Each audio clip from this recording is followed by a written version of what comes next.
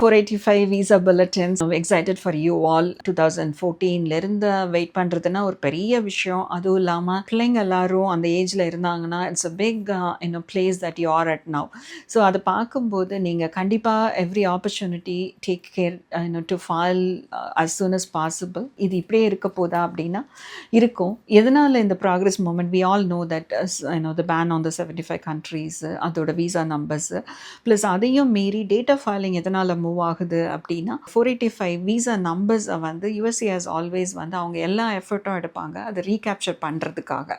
ஏன்னா அந்த செப்டம்பரோடு அந்த நம்பர்ஸ் அந்த இயர்க்கு உள்ளது முடிஞ்சிடும். நீங்கள் EB2ல நம்ம பார்த்தோன்னா ஆல் அதர் கண்ட்ரீஸ் பார்த்திங்கன்னா அது கரண்ட்டாக இருக்குது. ஸோ அப்போது நம்மளோட 7%யும் மீறி அந்த ஸ்பில் ஓவர் விசா நம்பர்ஸு இந்தியாவுக்கும் சைனாக்கும் வரப்போகுது. ஸோ இந்த நம்பர்ஸை வந்து டேட்டா ஃபைலிங்கில் உங்கள் ஃபைல் ரெடியாக இருந்தது அப்படின்னா தான் அவங்களால ப்ராசஸ் பண்ணி அப்ரூவ் பண்ண முடியும். So that's a reason it's moving forward on the data filing dates. So உங்களோட ரோல் இதெல்லாம் மீறி என்னெல்லாம் பண்ணணும், டேட்டா ஃபைலிங் டேட்ஸ் இருந்தது அப்படின்னு சொன்னால் கண்டிப்பாக நீங்கள் ஃபைல் பண்ணும்போது இமீடியட்டாக மெடிக்கலுக்கு ரெடி பண்ணி வச்சுக்கோங்க. டாக்டர் அப்பாயின்மெண்ட் வாங்குங்க. இதுக்கு முன்னாடி வந்து நீங்கள் சப்மிட் பண்ணியிருந்தீங்க, உங்களோட மெடிக்கல் வந்து எக்ஸ்பைரி ஆகிருக்கிறதுக்கு சான்சஸ் இருக்குது அப்படின்னா நீங்கள் கண்டிப்பாக வந்து இன்டர்ஃபைலிங் இருக்குது. அதாவது அந்த மெடிக்கல் திரும்ப புதுசாக ஒன்று பண்ணிவிட்டு இன்டர்ஃபைலிங்னு ஒன்று வந்து உங்களோட அட்டர்னி யார் பண்ணாங்களோ அவங்கக்கிட்ட கொடுத்து பண்ணிக்கலாம். அதாவது நம்ம வந்து அந்த டைமில் பார்த்திங்கன்னா நாங்கள் நிறைய அந்த மாதிரி இன்டர்ஃபைலிங் பண்ணிகிட்டே இருந்தோம்.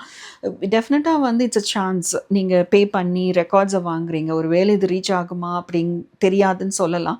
But we were successful. ஏன்னா அவங்களுக்கு வந்து ஒரு ப்ராப்பர் லைக் எப்படியோ சுற்றி கித்தி அந்த ஆஃபீஸருக்கு போகிறதுக்கான எல்லா சான்சஸும் இருக்குது.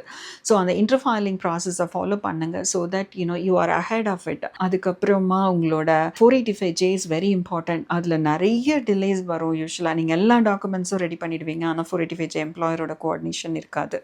ஏன்னா அந்த 485J எடுக்கிறதுக்கும் அவங்க பழைய பர்ம் காப்பி அதில் பார்த்து டைட்டில் என்ன இதெல்லாம் பார்த்து வெரிஃபை பண்ணி கொடுக்கணும், அட்டர்னி கிட்ட வாங்கணும், இதெல்லாமே இருக்கும்போது இட் டேக்ஸ் டைம். ஸோ அதுக்கெல்லாம் ப்ரிப்பேர்டாக நீங்கள் டாக்குமெண்டேஷன் பண்ணுங்கள். நம்ம வந்து உங்களோட 5 வருஷத்தோட ரெக்கார்டு எங்கே நீங்கள் ஸ்டே பண்ணியிருந்தீங்க அப்படின்ற கம்ப்ளீட் ரெக்கார்ட் கொடுக்கணும். ஏன்னா பயோமெட்ரிக்கு நீங்கள் போகும்போது அவங்க பேக்ரவுண்ட் செக் பண்ணும்போது இது எல்லாமே மேட்டர்ஸ். உங்களுக்கு ஏதாவது ஒரு அரெஸ்ட் ரெக்கார்டு இருக்கா, இல்லை உங்களுக்கு வந்து ஸ்பீடிங் சைட்டேஷன்ஸ் இருக்கா, இல்லை ஏதாவது டிக்கெட்ஸ் பே பண்ணாமல் இருக்கீங்களா, வேறு ஏதாவது சின்ன சின்ன விஷயங்கள் ஷாப் லிஃப்டிங் அந்த மாதிரி இடத்துல இருந்தீங்கன்னா கூட you definitely consult an attorney. நம்ம வந்து ஜாப் டைட்டில் மாற்றி போட்டுருவோம். அப்புறம் இன்டர்வியூ வரும்போது பார்த்தீங்கன்னா அது ஸ்பெசிஃபிக்காக கேட்பாங்க. ஸோ யார் கூட நீங்கள் ஒர்க் பண்ணுறீங்க, எப்படி பண்ணுறீங்க, அவங்களோட எப்படி கோஆர்டினேட், இது எல்லாமே முக்கியம். என்னோட ஃபைனல் ஆக்ஷன் டேட்ஸ் இருக்குது அப்படின்னு சொன்னால் ஃபியூ ஸ்டெப்ஸ்.